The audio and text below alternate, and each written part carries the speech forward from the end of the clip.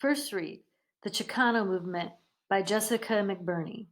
The Chicano movement of the 1960s was a social movement in the United States. Activists worked to end the discrimination towards and mistreatment of Mexican American citizens. Paragraph 1. In the 1950s, the word Chicano was an insulting name for children of Mexican immigrant parents living in the United States. People from the US used it because they did not think Chicanos were American enough. People from Mexico also used it because they did not believe Chicanos were Mexican enough anymore. After several decades of being mistreated and called names, Mexican Americans decided to embrace the term Chicano as a symbol of ethnic pride. The name was then given to the growing Mexican American civil rights movement of the 1960s, the Chicano Movement. The Chicano movement had many goals, some of which varied by location. Overall, the movement aimed to end discrimination and negative stereotypes against Mexican Americans, and it sought to expand workers' rights, voting rights, educational equality, and land usage. The movement mainly took place in southwestern states such as Texas, New Mexico, and California, and the roots of the struggle ran deep. Roots of the movement. It is possible to trace the movement all the way back to the Treaty of Guadalupe Hidalgo in 1848, which redrew the official line between Mexico and the United States. People who had considered themselves Mexican now lived on the American side, and the treaty promised they would be full U.S. citizens with full civil rights. However, for many Mexican Americans, especially those who worked in agriculture, the promise was not fulfilled. They were never treated fairly by white U.S. citizens, and often, especially during times of economic hardship like the Great Depression, they were actively removed from jobs and sometimes sent back to Mexico, even though they had lived in the U.S. for generations. In the 1960s, inspired by the success of the African American civil rights movement in the South, Chicanos began actively fighting for equality. The Chicano movement expanded and covered many different issues, but it mostly focused on four: land ownership, workers' rights, and educational and political equality. Reclaiming land and identity. In the Treaty of Guadalupe Hidalgo in 1848, the U.S. promised to let the people who owned land in the area keep their property, but in the end, they did not keep their promise. Mexican Americans in the area had their land taken away. Chicano activists worked to reclaim their lands in southwestern states. However, they were unsuccessful, so they began promoting the idea of sacred ancestral lands. They popularized the notion of Aztlan, an area in northern Mexico and southern United States, thought to be the origin of the Mexican people. Even if they could not officially own the land, Chicanos saw Aztlan as a symbol of their heritage and their identity as Mexican Americans. Farm workers' rights. Many Mexican Americans worked as migrant farm workers who traveled from farm to farm, harvesting different crops according to the season. Migrant farm workers were some of the worst treated workers in the country, and their children rarely got to stay in school for more than a few years.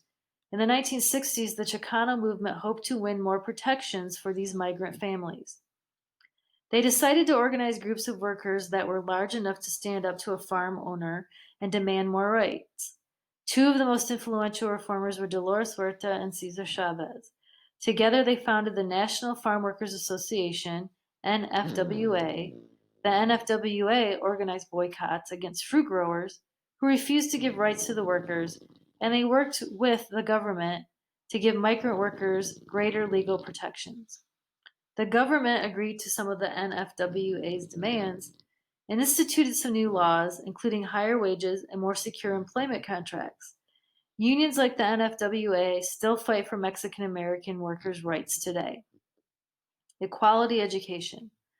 California court case in 1947 decided it was illegal to segregate schools between white children and Mexican American children, but there were still great inequalities within schools. Firstly, many Chicano children could only stay at the same school for a few months at a time because their parents were migrant farm workers. Secondly, even when they could stay, many had not grown up speaking English, and their parents still spoke little or no English, so it was hard for them to keep up in the classroom. Instead, they fell further behind, Only about one quarter of Chicano students at this time graduated from high school. Thirdly, schools in poorer areas, which sometimes had a higher percentage of Chicano students, received less funding than schools in rich whiter areas. Students began to realize how all these factors kept Mexican American youth from achieving, and that many of them and left many of them having to eventually take on the same cheap labor jobs their parents had. High school and university students organized to form the group Movimiento Estudiantil Chicano de Aztlán, MECHA. They walked out of classes on school campuses and negotiated with school administrators and political leaders for education reform. They also called for more Mexican American history to be taught in classroom, and they wanted more Mexican American teachers. Political involvement. None of the changes they worked for were made overnight, but some change came eventually. More importantly, MECHA made many Chicanos see that they could get involved with politics and important social issues. It eventually led to the formation of the Raza Unida Party, a political party focused on the needs of Chicanos across the nation. The Chicano movement is less well known than the civil rights movement, which happened in the South around the same time, but it was just as important in establishing civil rights for oppressed group of people.